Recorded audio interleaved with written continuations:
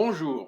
Si pour moi les accords mets et vins sont primordiaux pour assurer les meilleurs plaisirs de la table, le pain en est aussi un troisième élément indispensable, à condition bien sûr que ce soit du vrai bon pain. Malheureusement, aujourd'hui, les bonnes boulangeries de village disparaissent, les unes après les autres, faute de clients. Ces mêmes clients qui vont d'ailleurs dans les grandes surfaces des villes pour acheter des pains industriels, dits de campagne, bourrés d'additifs divers et variés, comme quoi nous vivons de plus en plus dans un monde qui marche à l'envers. Pour ma part, je mitonne mes pains moi-même, avec mes petites mains. Ainsi, je sais tout simplement ce que je mange. Et en plus, je fabrique chaque fois des petits pains en parfaite adéquation avec le plat du jour et selon mon humeur créative. Enfin, rappelons que depuis des millénaires, l'histoire du pain est indissociable de l'histoire des hommes et de leur alimentation. Symbole de partage et de convivialité, le pain est profondément ancré dans notre mémoire collective. Rappelons-nous que l'étymologie de copain vient du latin cum panem, celui avec lequel on partage le pain.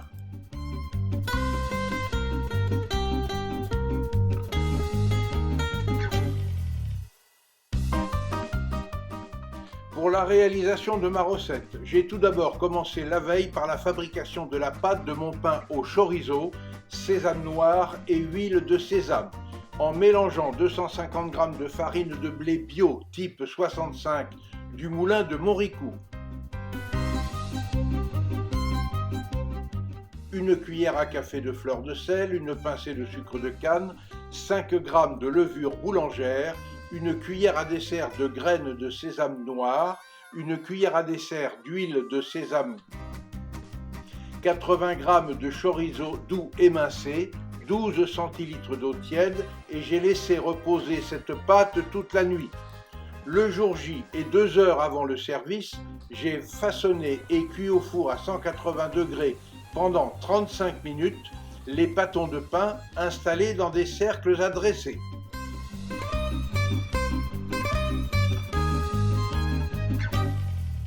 Pour réaliser la cassolette de calamars, des calamars sélectionnés par Nicolas de la marée Quercinoise à Nègrepelisse.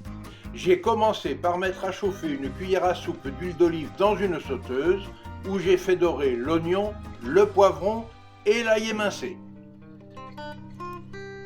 Puis, j'ai ajouté la compotée de tomates et après quelques minutes, j'ai complété avec les olives noires, les capres, le mélange laurier, thym, romarin et j'ai laissé mitonner l'ensemble à feu doux.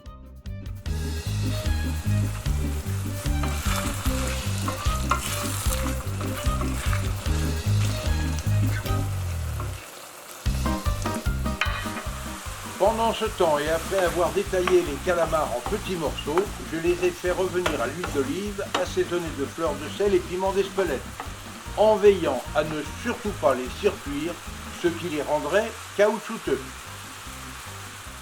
J'ai ensuite ajouté ces morceaux de calamar à la sauce tomate, sans leur jus de cuisson, et j'ai laissé mijoter l'ensemble à feu très doux durant 5 à 7 minutes.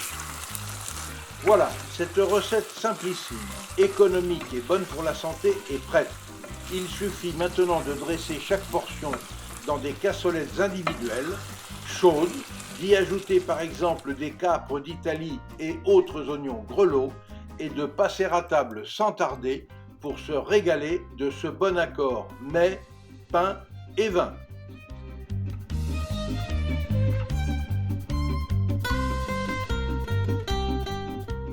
Pour accompagner cette délicieuse recette, je recommande un bon vin blanc, comme la cuvée Grain Rebelle, 100% Souvigné gris du domaine de Revel en Tarn-et-Garonne, la cuvée Cavaillès Bas du domaine de la Ramaille dans le Tarn, un 100% Mozac, ou encore le Coucou Blanc de Élian d'Arrose à Cocumont dans le Lot-et-Garonne, un 60% Sauvignon blanc, 30% Sauvignon gris, 10% Sémillon. Pour suivre facilement mes recettes et nos reportages, abonnez-vous à notre chaîne Escapades et Découvertes TV. Vous y découvrirez aussi nos accords mets et vins. Et notez bien que l'abonnement est gratuit. Et surtout, obligez-vous à faire travailler les producteurs locaux de vos régions. Vous participerez ainsi à la sauvegarde des artisans du goût français.